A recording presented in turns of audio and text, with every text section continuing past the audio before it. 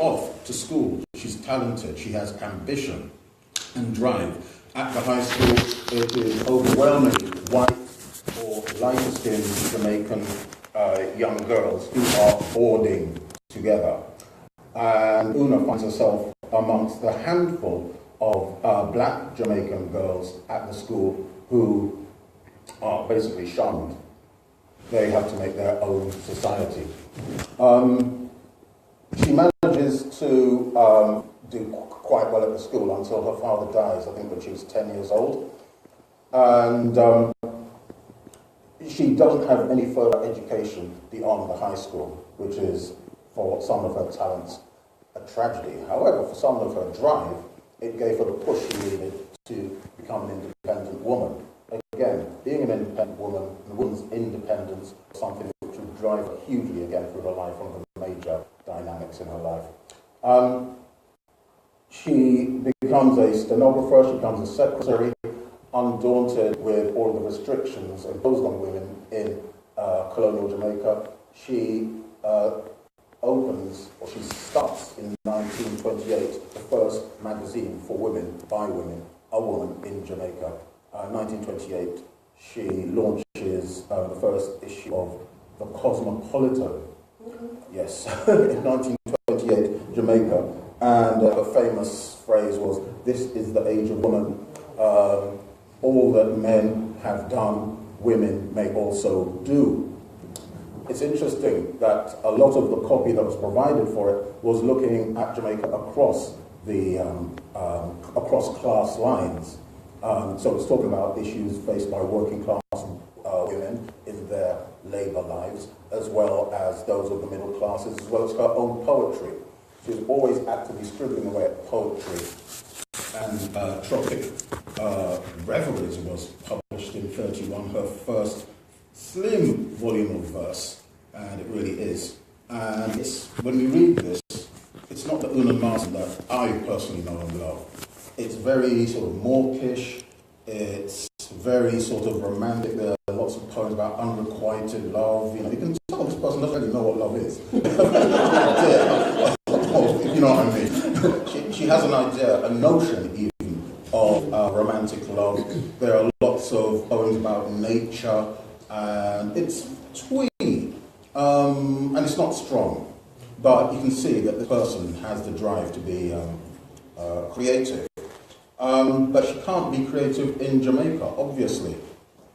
Incredibly, this magazine, the Cosmopolitan, it runs in a higgledy-piggledy fashion until 1931. And again, you see another dynamic in Una Marson's life. She decides to leave the country.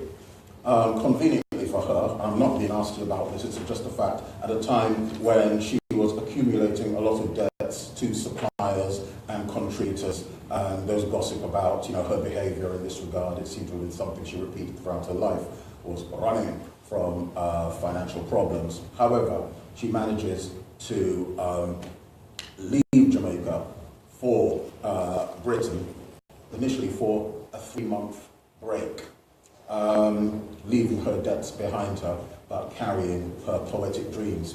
She arrives in Britain.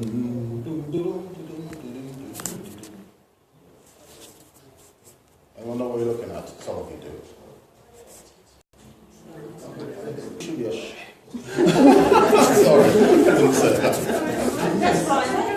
Yes, it's Rye Lane. Yes, we're looking down Rye Lane. The bus stop on the left is where, the bus stop on the left of Rye Lane is. And you can see the building is now the Kentish Road at the bottom. So we're here.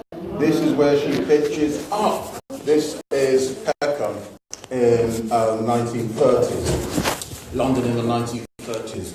Very, very grey, very unwelcoming, particularly to people of African origin. There was a larger community of people of African origin in the East End of London, but around here, not so much. You had scatterings of people. You had the Mad Black Man's Chapel down in Sumner Road, led by Thomas Brem Wilson, who's a completely crazy character I haven't got enough time to go into. He had two chapels which are constantly reported to the police with reason. You know where the Sojourner Truth Centre is? That was the first location of it. Then after noise issues came up, it moved down to Peckham Library.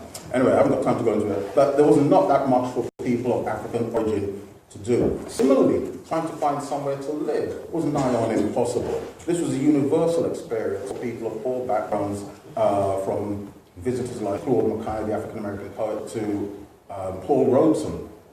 You know, your wealth couldn't shield you from the sheer misery and terror of just trying to find somewhere to live. But you had to come to London if you wanted to make your mark. This is where everything happened. This was the centre of empire. This was the belly of the beast. This is where Pan-Africanism was formed by people of African origin. This is where the battle against enslavement happened, driven again by people of African origin. London was where you had to come. But London was a place where people of African origin were just put into very fixed categories, those who would find a place to stay. Namely, entertainers, students, the generationally wealthy who had it easy, sailors, of course, and menial workers. And Una Marson is in the midst of this as a solitary black woman, and she finds herself here in South London. For the first time, she finds herself genuinely subject to the mass male white gaze.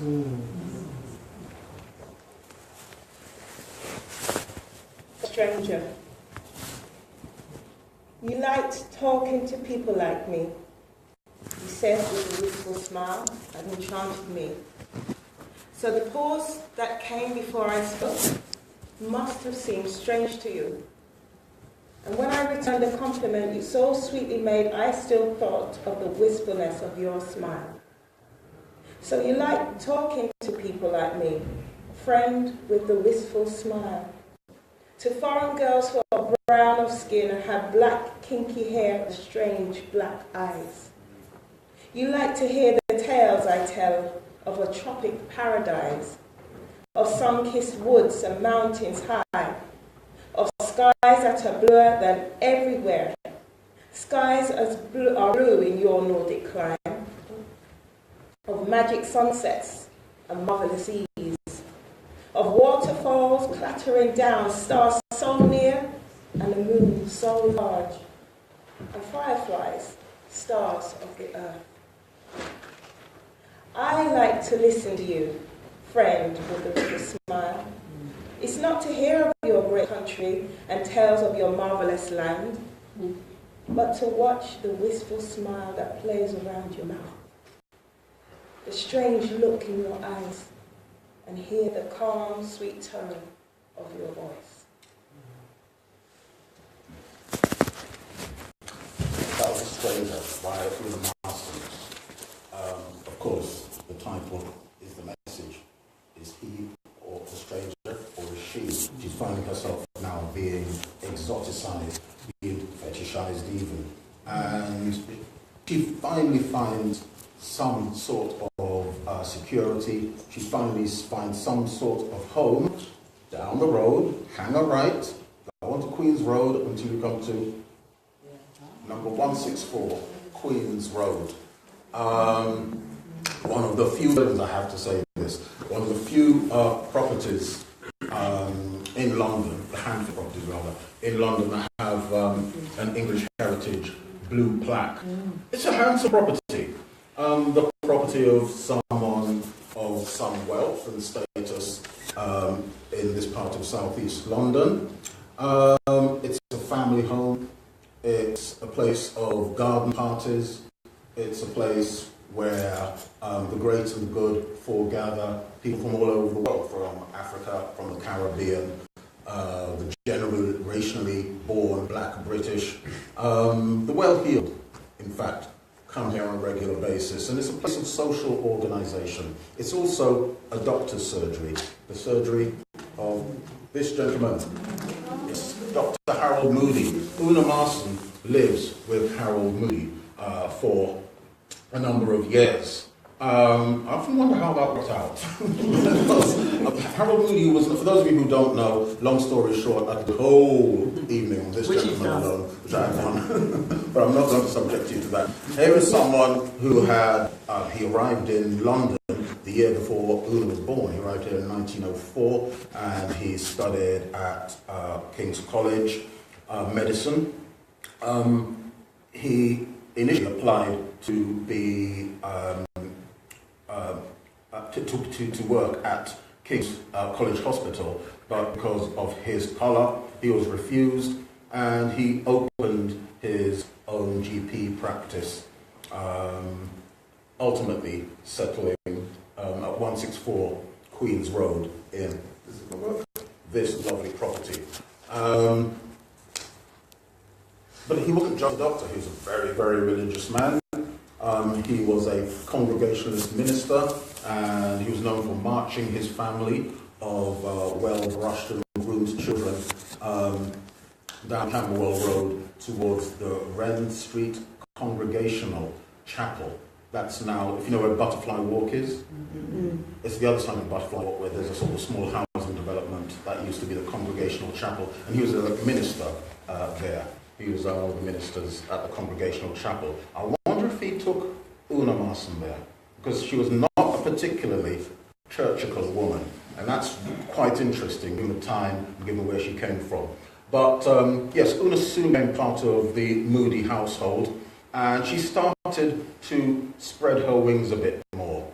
Because, of course, the 1930s weren't an era when women could just decide to get up and go off somewhere and have a coffee or walk around and basically do things without having a male identifier with them. So she starts meeting people through Dr. Moody and his associates, particularly since Dr. Moody and another couple of very interesting men from Southwark had formed in 1931 the League of Coloured Peoples. This is a very Southwark story. It's a hard thing to say. It's a very Southwark story. And Dr. Moody formed the League of Coloured Peoples. It brought itself on the tin. It was an organisation looking at basically establishing and monitoring human rights for people of African origin in these islands. Its objects, I should just run through them briefly. Its objects were to promote and protect the social, educational, and economic and political interests of its members, to interest members in the welfare of coloured peoples in all parts of the world, to improve relations between the races, to cooperate and affiliate with organisations sympathetic to coloured people. Which sounds quite bland. And he was accused of being counter-revolutionary and not blood and fire enough, which is arguably true. But he did a great deal. He was a great mover and shaker, even though it was extremely respectable. Una Marson gets involved in this organisation. She starts to meet people like Paul Robeson, like members of the Gold Coast communities, now Ghanaian, and Kenyan communities, particularly the Kikuyu peoples. She starts to develop an interest in African societies and African literature. But at the heart of things, you know, she's still very lonely, and she still feels very, very conscious about her appearance.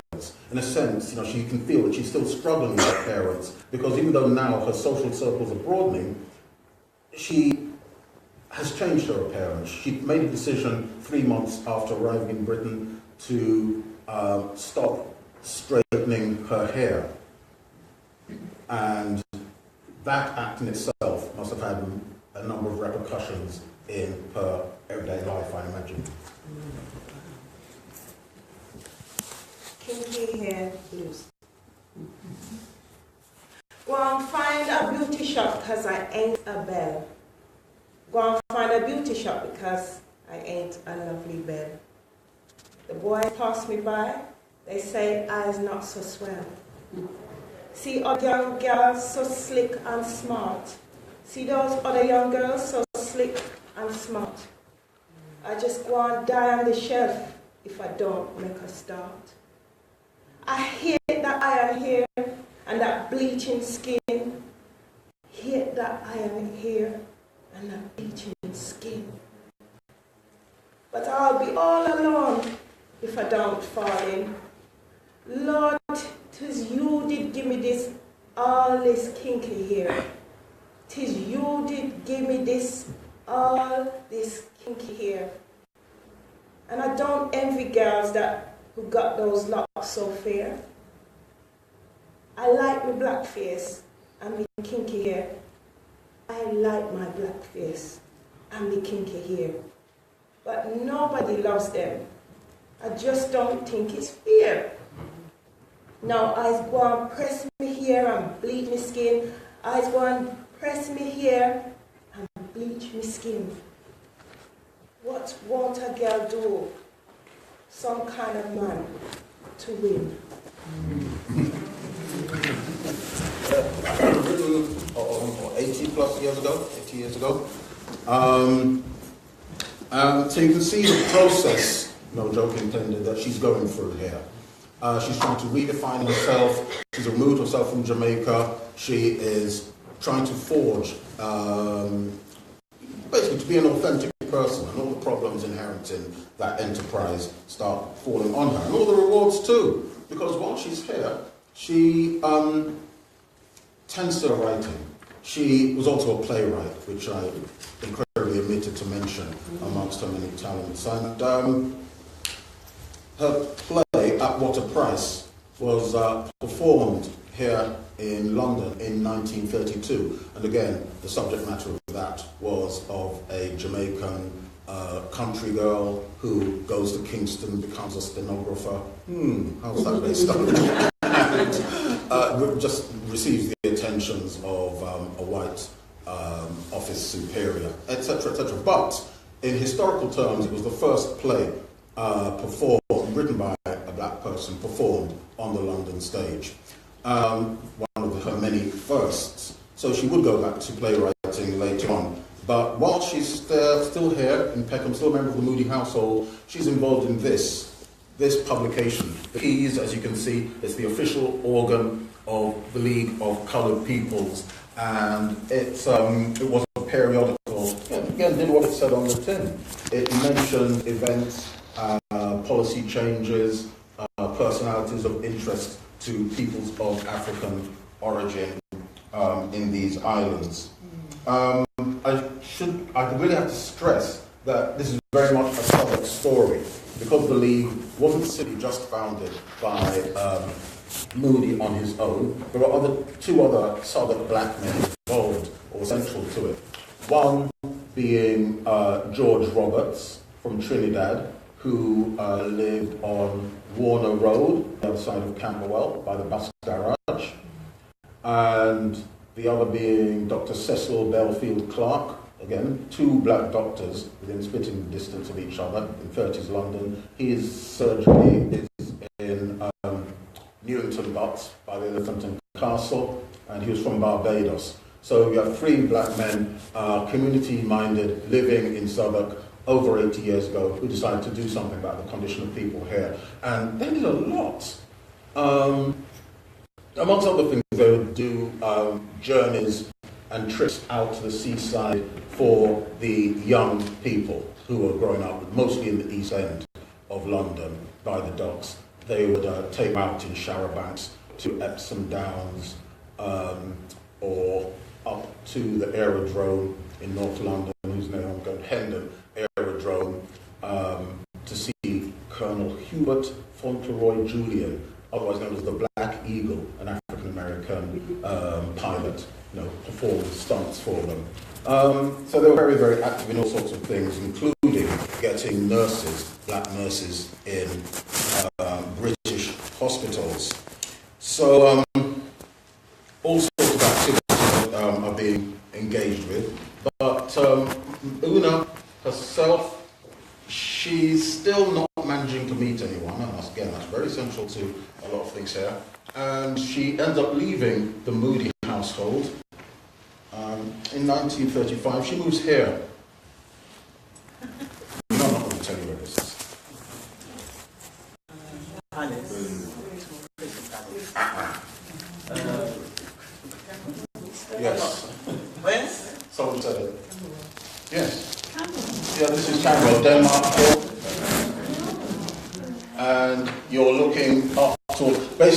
the left is McDonald's. And that bus stop and that McDonald's. Yeah.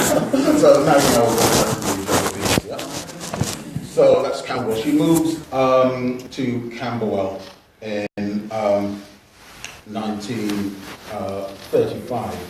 And her life is about to go through an extraordinarily productive and creative change. One thing that doesn't change, though, is that she's still a single woman, and she's still trying to make her way through life in London on her own, and she's still in the skin she was born in, and she still gets called names.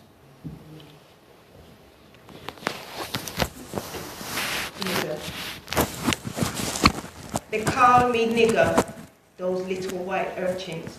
They laughed and shouted as I passed along the street. They flung it at me. Nigger, nigger, nigger.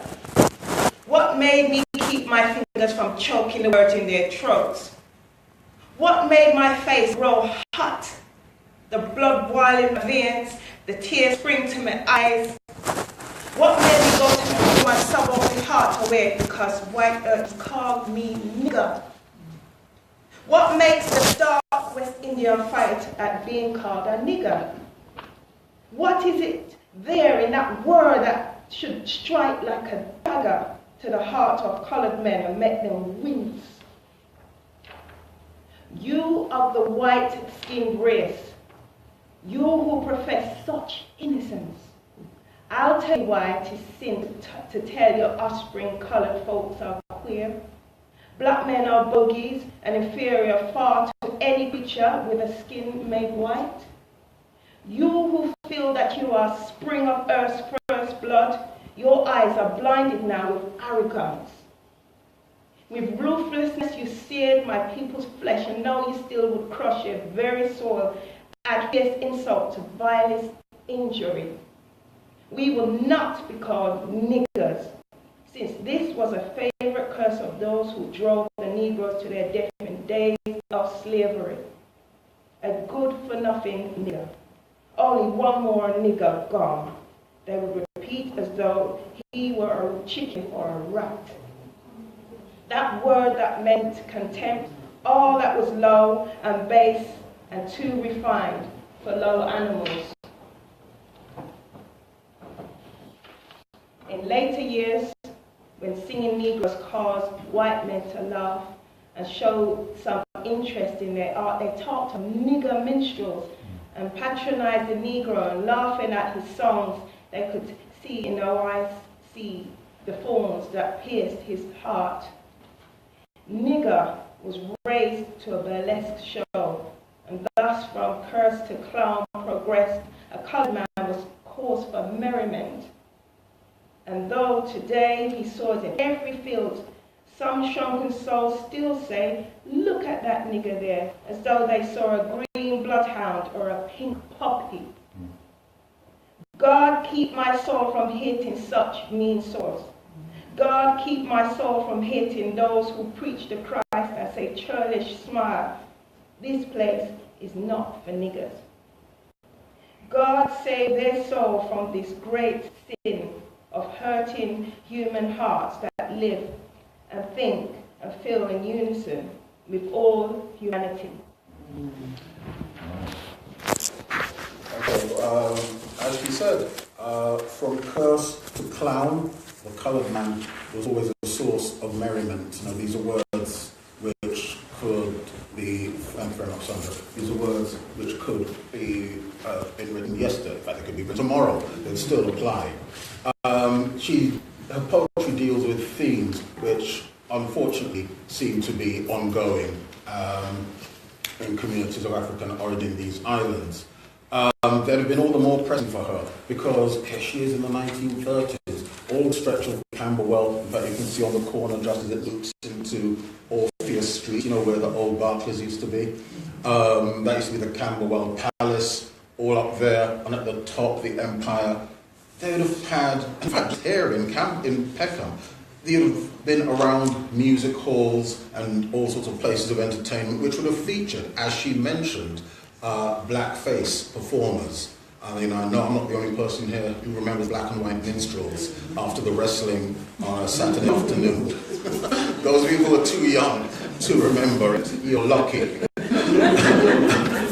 those of you who are too young to remember it, I'm just going to advise you to point your browsers and YouTube to the Black and White Minstrel Show and prepare to be horrified. Basically, the practice of applying white performers, applying burnt cork to their faces, and drawing on exaggerated lips, exaggerated staring eyes, and engaging in Negro delineation, basically laughing at people of African origin from curse to clown, a source of merriment.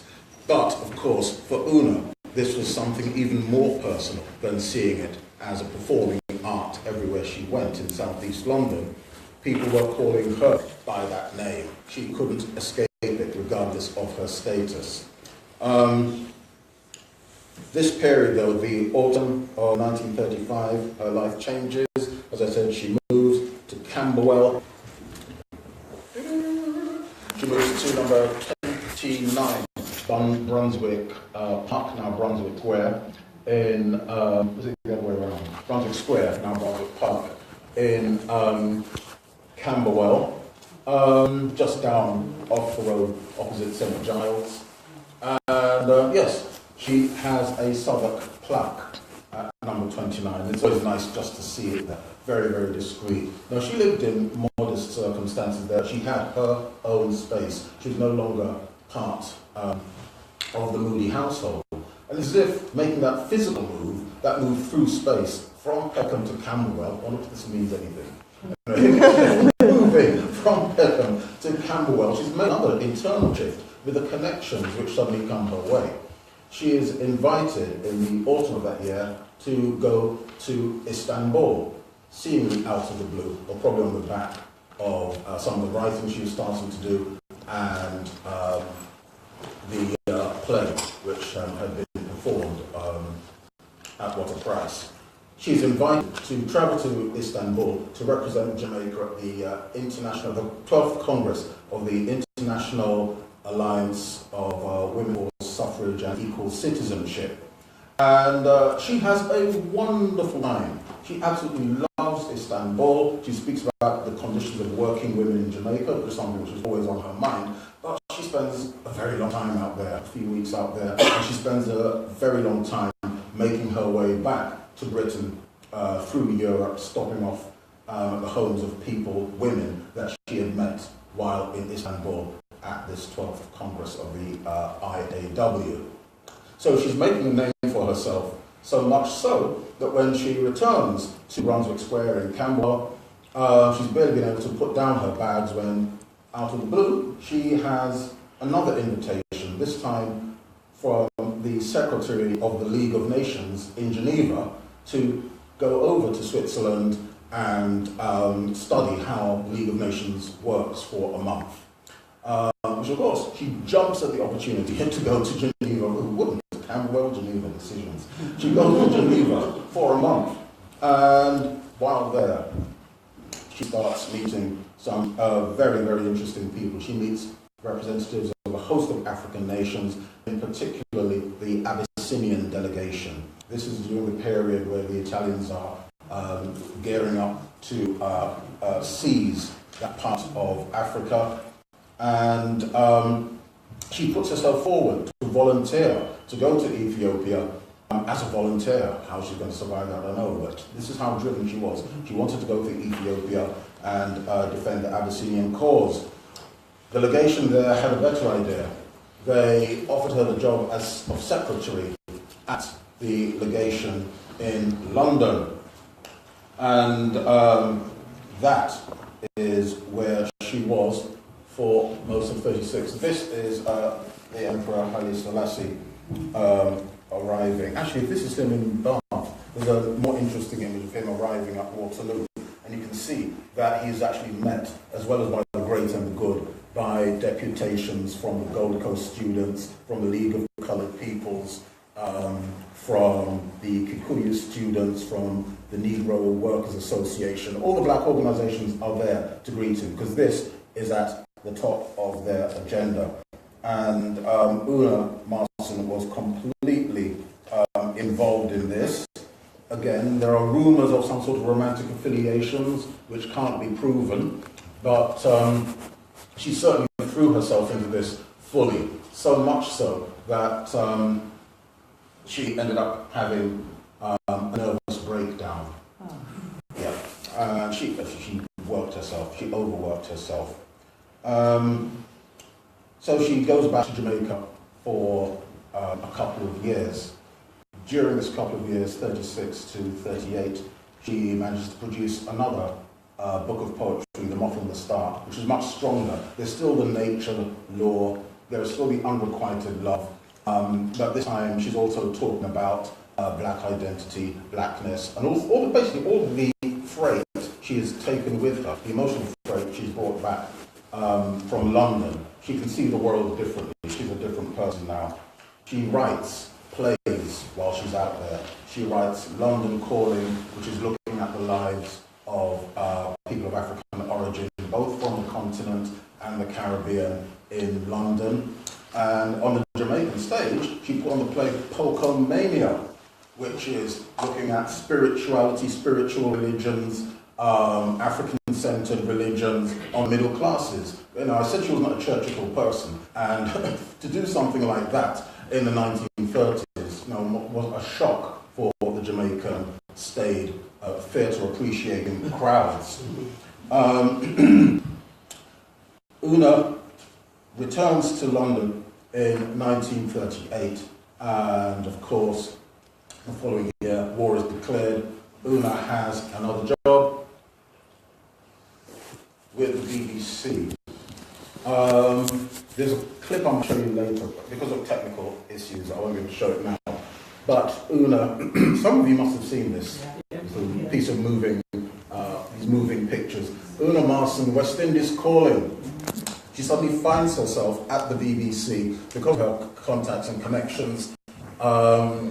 She starts presenting this program during the war. It's really just patriotic, rousing programs, shout-outs to various islands, and they have a number of eminent Caribbean people stepping up to talk about their part in the war effort. And if I get the opportunity, I'll play it to you, just to hear their voices. You know, you can see that shit is struggling, you know, just to cut the accent. But it's very interesting because, you know, we have people like the extraordinary Ulrich Cross right there, Squadron Leader Ulrich Cross, who is presenting on behalf of Trinidad. But during the war, 1941, she finds love in the Blitz with... What Burning Spear?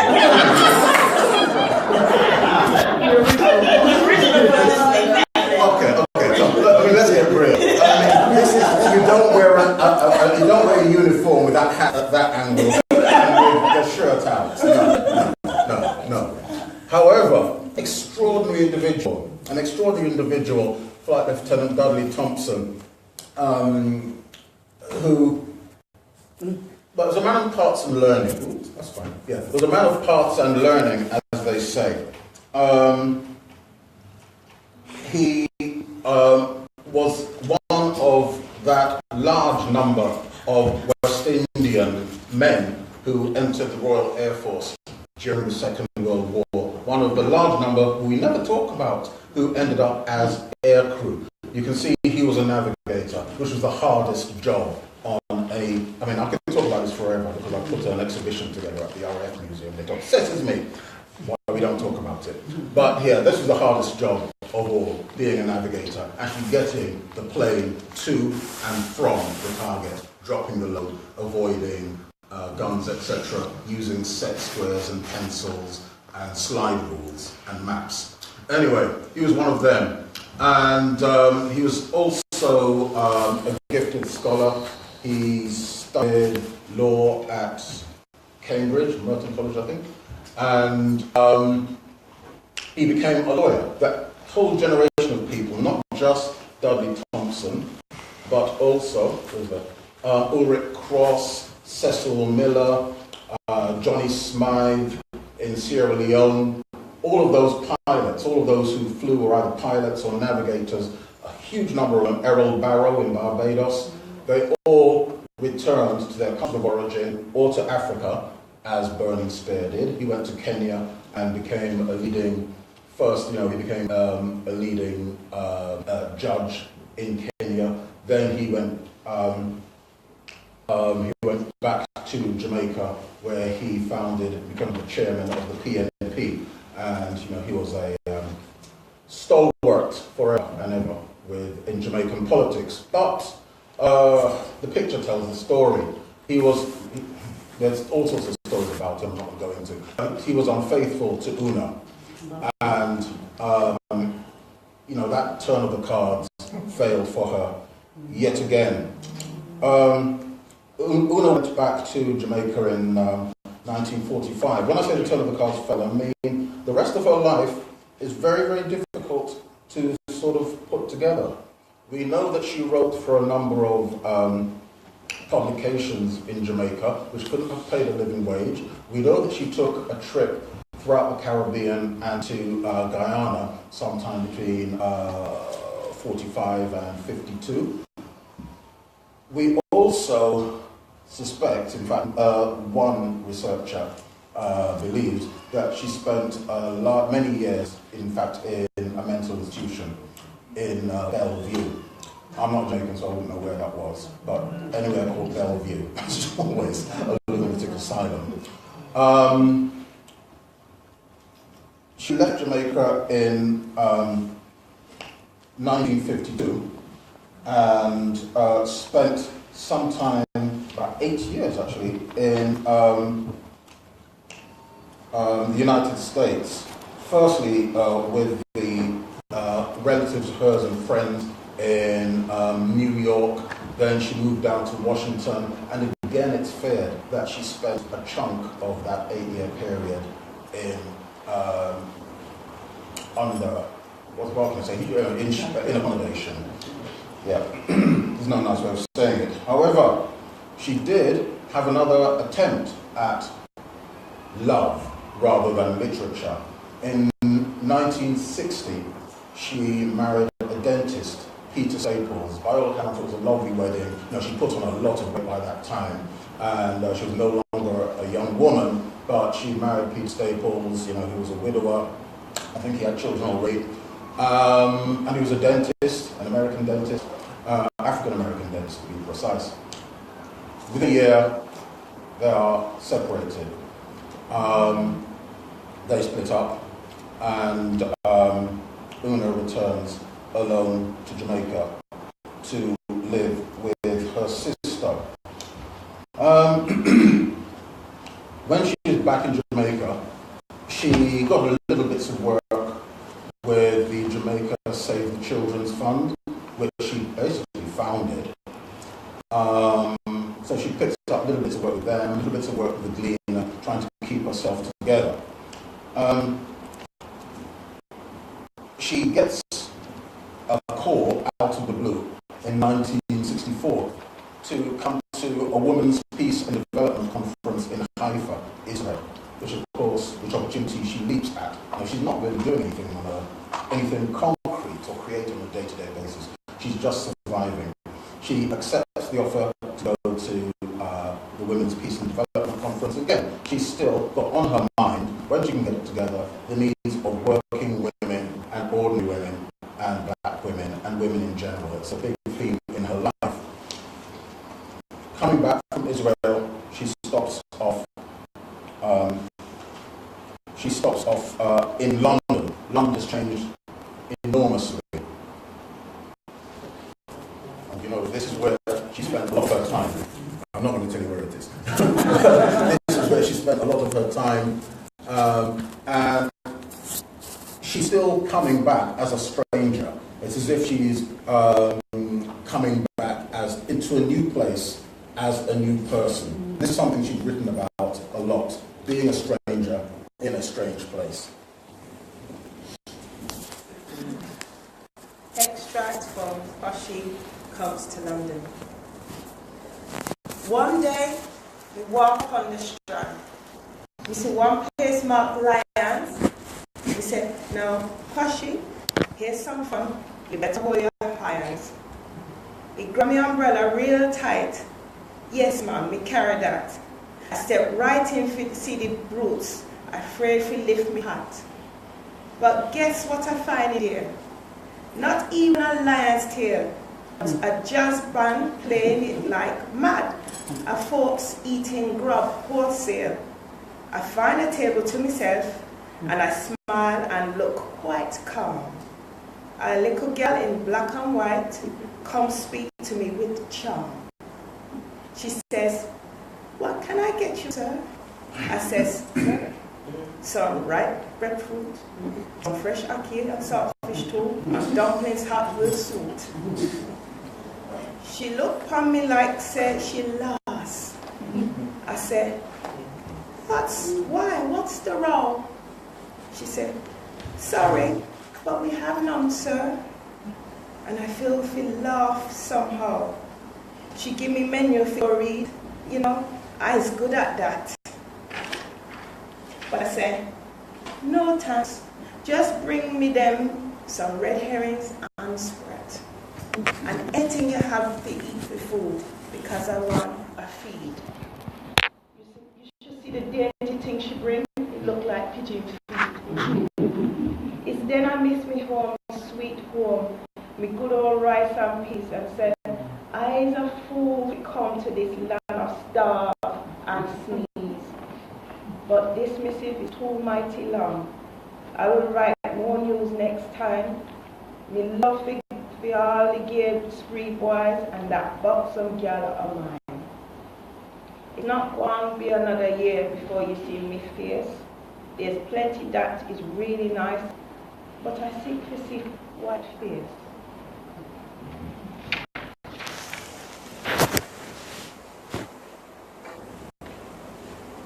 Yeah, there's an extract from a poet she wrote, Kwasi Comes to London. Again, something perfectly, in a joking manner, her most humble piece of writing, talking about being a stranger in a strange land, going to a lion's corner house and asking for red herring, sprats, etc., etc. We're back with her. She's in London, the winter of 1964. I was playing My Boy Lollipop as one of the entrance segue melody tracks. That would have been the song that a lot of the Afro-Caribbean population would have been listening to. Everyone's changed. She's almost like someone from a different, she is actively someone from a different era. She's talking now to people who have been born here. She's talking to people who have different aspirations, to people who don't really know who she is, because she was here some 20 years or more before. So she's feeling out of place, and she comforts herself with food. She was known for shopping around in Brixton Market to feel at home, buying red beans, etc., etc., etc. But she still doesn't really have anything to do, and she receives an offer to go back to. In fact, she proposed herself to Mount Carmel Training Center in Haifa, where the previous development conference was held. She proposes that she goes there and be a house mother back in Israel, in Haifa, in Israel, really just for a very, very small fee and bread and board. This is what she's doing as she approaches 60. But of course, being a house mother involves rushing around, buying things, cleaning up, counselling. It's physically and mentally demanding work. And she is a woman on the edge of the edge, physically and mentally. So much so that she decides to go back to Jamaica fairly early in 1965. And on the 10th of April, she flies back to Jamaica to be with her family, her sister. And 1 month later, on the 5th of May, she had a massive and final heart attack, which led her to joining the ancestors. And unfortunately, she's been out of our memory, collective, active memory, for such a long time. She's just one of these people who have shaped a lot of attitudes attitude, a lot of ideas. He was carrying physical memories of earlier times and earlier ways of addressing arguments which are still going on, whether that's about colorism, whether that's about hair, whether that's about women having equal status to men, whether it's about imperialism, whether it's about getting away from colonialism. She was doing all of this on top of just leading an everyday, remarkable and unremarkable life as she was living right here in Southwark. So this evening has really just been a very small introduction into an extraordinary life. And you know, whenever you go down Queen's Road, just have a little nod, not just to Moody, Dr. Harold Moody, but also to Una, who was there for 3 or so years.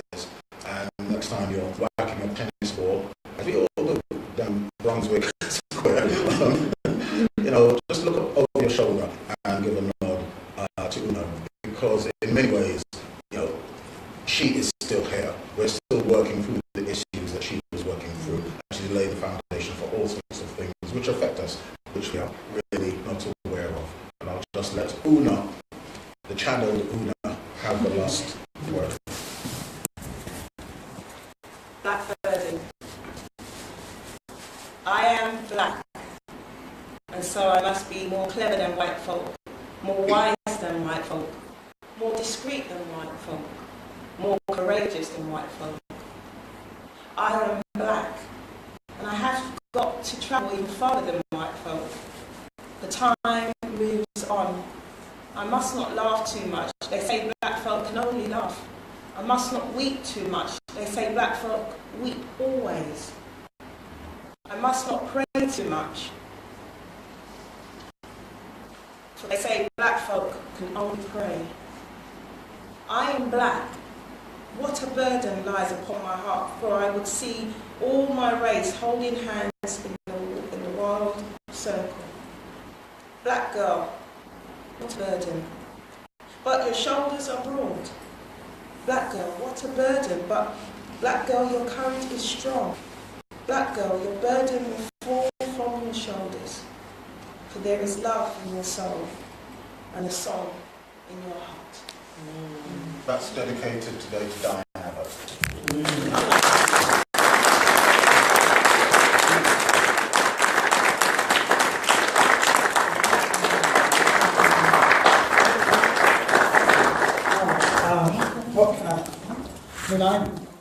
I knew a bit about Marson, but I think I've learned so much from that. I mean, she was a pioneer, wasn't she? I mean, cosmopolitan, I mean, the cage bird metaphor.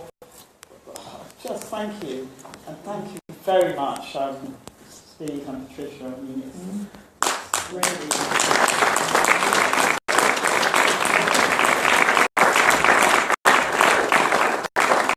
I really think more needs to be done, and why isn't this put in some schools? I mean, oh gosh, you know, this... Anyway,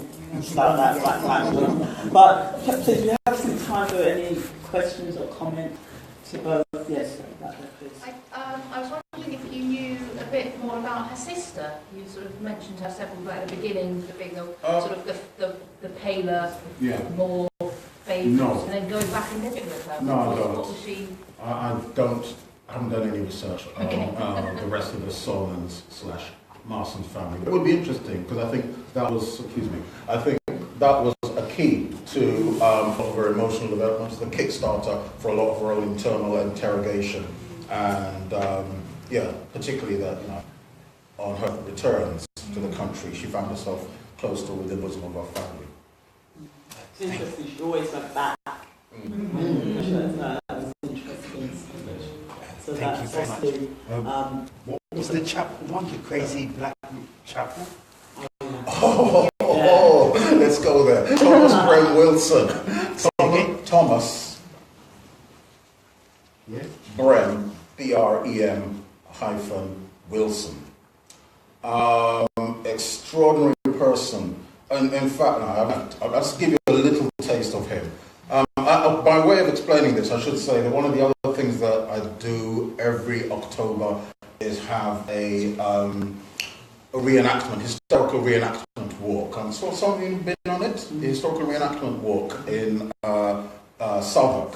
When I say the history of Southwark is rich, every year we manage to go to a different part of the borough and have a historical reenactment walk, and we meet all sorts of black people who've lived here and been here, from Marcus Garvey to Mary Seacole to Una Marson to the mad preacher Thomas Graham Wilson, who was originally from the Gold Coast.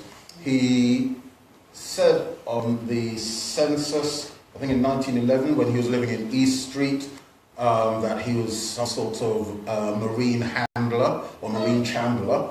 But he wasn't, he was just a chancer, a very, very clever sort of man, who also started the church, which became known as the Black Hands Church, on Sumner Road.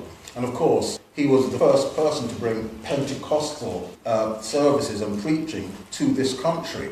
And it was a very successful church because it was attracting a lot of white people. It attracted a lot of attention because there was a lot of speaking in tongues and what goes on church. And he moved it up to Peckham Library and had a couple other locations. But why he's so important, in the same way as Una Marson is because his presence is still here. If you go down Cold Harbour Lane, just opposite Loughborough Junction Station, you'll see Kingsway International, a mega church. That's still his church from 1903. The church has continued over 100 years of what they do in church. They're still doing in that building on the corner. So that's the origins of Pentecostal activity in the United Kingdom, and the physical building, which has his inheritance, is now Kingsway International, and it's still here. So, is it not a Jehovah's Witness church now? Sorry, no. It's still a Pentecostal thing church. Sorry.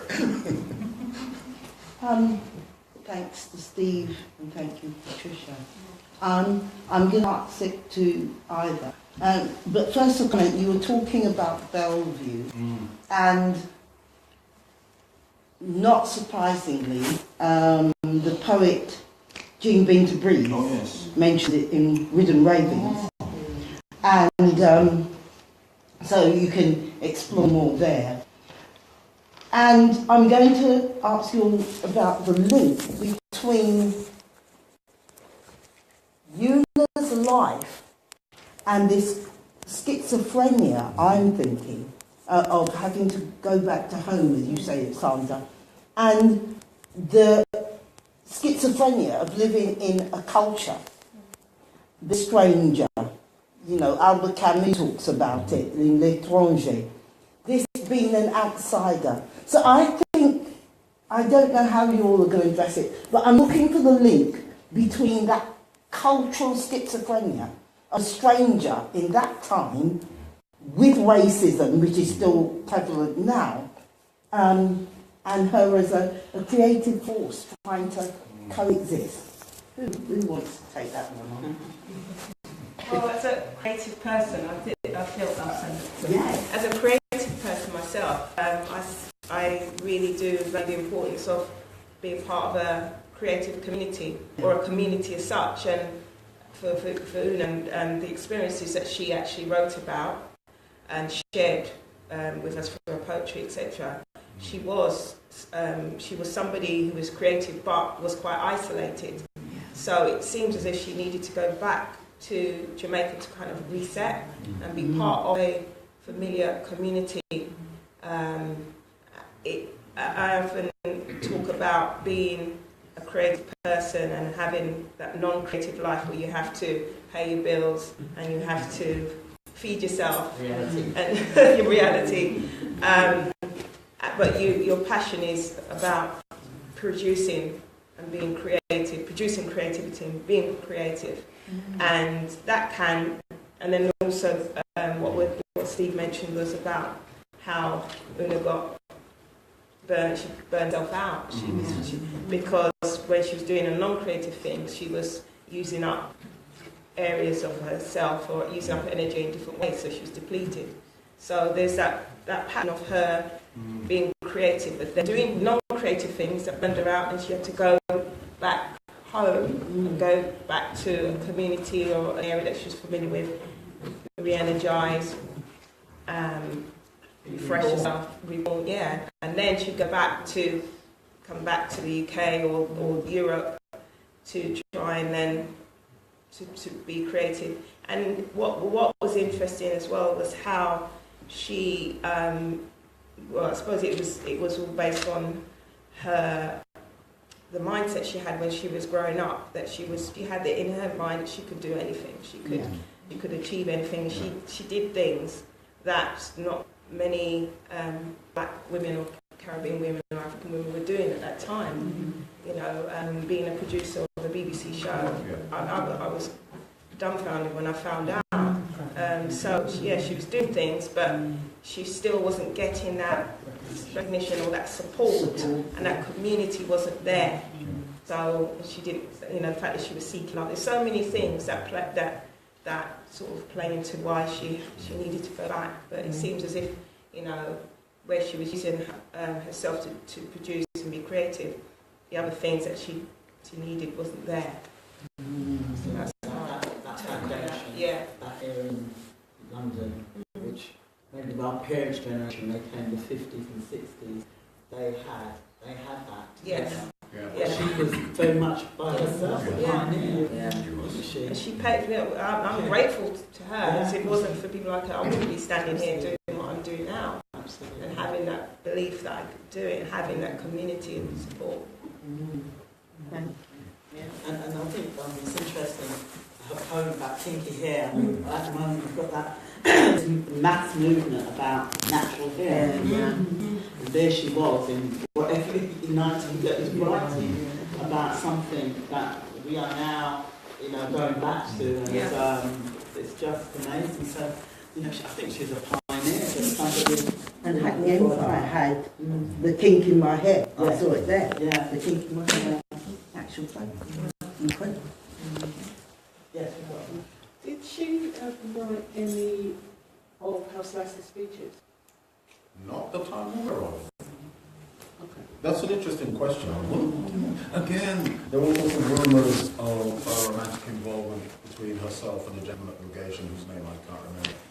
But she was just the public face, going here, going there, you know, looking after the different children, including Princess Tsehai, who was down at Guy's Hospital, working there, and just shuffling around and driving herself into nervous exhaustion. I'm not sure she was a speechwriter at first of all. It's possible. Did she ever keep a diary or anything like that? No, but I know. Yeah. If there's like any letters or, because I mean, it's like her, the piece things together, aren't we? Yeah, particularly in the later years. Later years, there's all sorts of. It would make for an interesting play or some kind of, you know, put together. And I'm sure she used to be on syllabuses in schools, because, you know, which we always have this argument. She has some books published by People Tree. Yes. So they are. I think there's a scholarship in her name in Jamaica. I think so. I think there's a scholarship in her name, in her honour, in Jamaica. I don't remember what it's for, but there is. She's not No, right. Okay. All right. Any other questions? I wondered why you'd done the link to our girl, Diana. Oh, just the whole strength of that poem, Black Burden. And as she says, you know, when you're black, you have to be smarter, and you can't cry. You can't actually show your emotions. You can't show your failings. But you can't laugh because you seem to be laughing too loudly. You can't cry because black people always cry. That's Diana. So you can't cry right now, where there's nothing she can do. She can't even close the front door, you know, because black people, we close too many front doors, you know. So yes, just sort of dedicated to her because she's living that now. Sorry, I just wanted to know how we find out more about your historical reenactment walks and sign up for them. Well, I don't do that many. I'm definitely doing one in Southwark in October around Guildford Castle. But you can go to my website. www.simartin.org.uk. Thank you. Yeah, just put in SI Martin and you should get to it. Thank you. Okay, I'd just like to thank both Steve Martin and Patricia Foster for just giving us this wonderful insight into this wonderful woman, Una Marson, and it's for us maybe to go and follow up and find out more that we can. And all those people you named, you know, that's unbelievable. Yeah.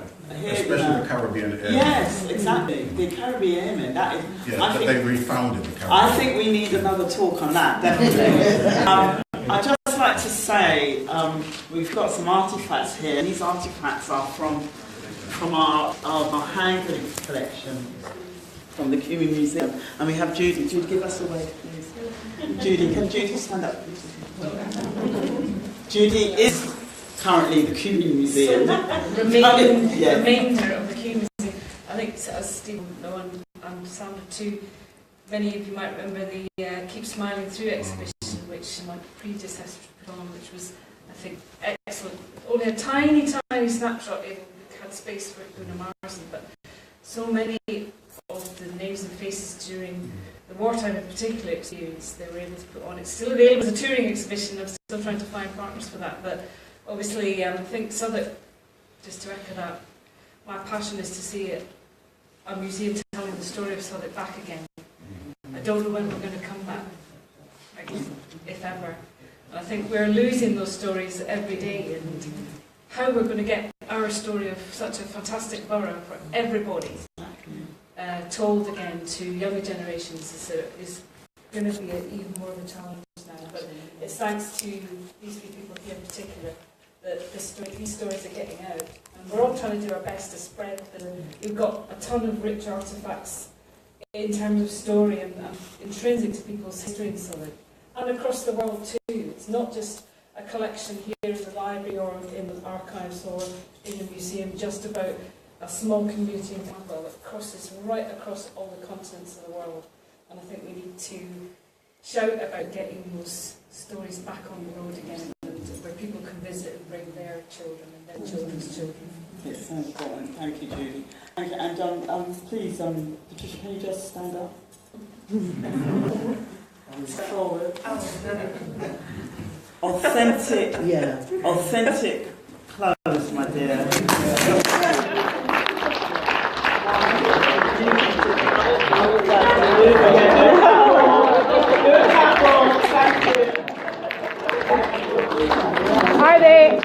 Are they like literally from the age or just remade? No, oh yeah, because I saw you coming from there, but I didn't realize. I thought they just made costumes. No. They're just like the real thing. Yeah. This is we believe in doing it authentically.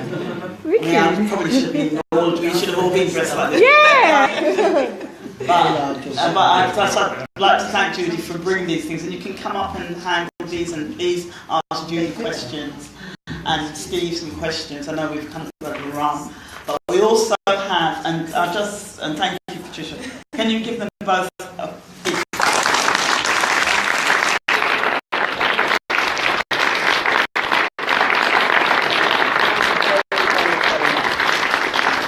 when we broach this subject, I think we talked about this, and it kind of snowballed and it became this. So it's just got me thinking. I'm definitely writing to kind of pray about it. Definitely. Don't worry. I'm on the writing kick at the moment. You have no idea. But thank you. Before we go, please, can you fill out one of our feedback forms? It's really important.